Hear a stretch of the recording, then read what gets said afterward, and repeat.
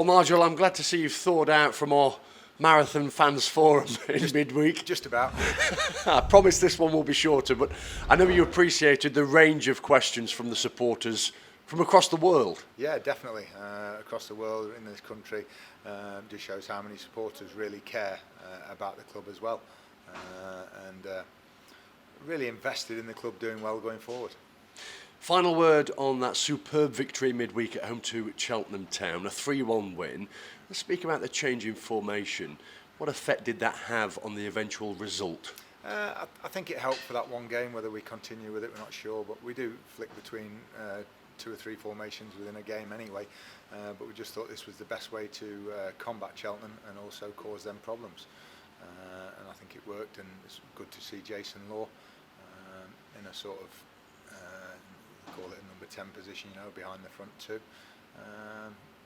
Of course, after an hour of the game or 50 odd minutes, we're 1-0 down. So you could have said it wasn't working, but I think the fact we got that equaliser so quickly gave us the confidence to go on and win the game. Yeah, I was just going to ask you about that. How pivotal was that equaliser in the time you got it, just 4 minutes after they scored? Absolutely vital.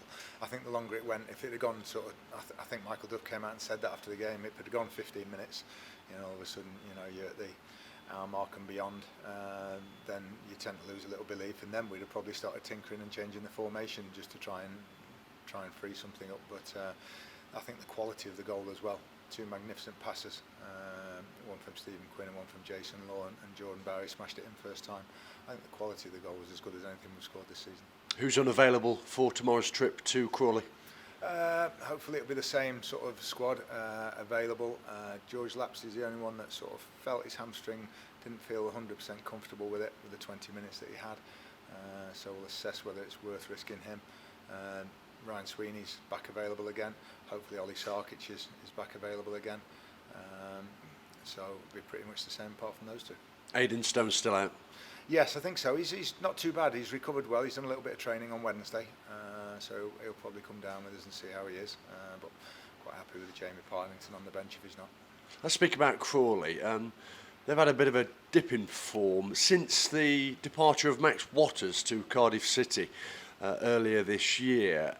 Has that changed them much in terms of their play and their style, Nigel, would you say? Well, I think when you lose one of your major players, creatively, goal-scoring-wise and that sort of thing, then it's bound to affect the balance of the team. But I think it's probably what we saw in the game at the One Call Stadium. We were on top 1-0 up, they came out and scored 3 goals, similar to what we did against Cheltenham very quickly, and then we got back in the game late on. So I think the 2 very unpredictable teams at the moment. I think we're certainly suffering from inconsistency with our results, so it should make for an entertaining game, I hope. I think John Ems has got them playing in a real workmanlike fashion, hasn't he? Yeah, and they've still got some threat. Tom Nichols up there is still a threat. And at home, always, we played at Crawley over the years with Burton, going back to probably the Dr. Martin South, and it's a difficult place to go, always has been. What will the approach be from Mansfield? Same as we approach all the games, even the ones we've lost. Barrow, we're going forward, we're creating more chances. Bradford, we were. Harrogate, we were. So it'll be the same approach, but just the emphasis to the players: don't make silly mistakes. If we don't do that, and we asked the lads on Wednesday, after the game, we sort of said Wednesday morning, we said, what's the difference? And most of them said we didn't make any silly mistakes against Cheltenham, and that's it. If we don't do that, if somebody scores a good goal against us, we'll hold our hands up.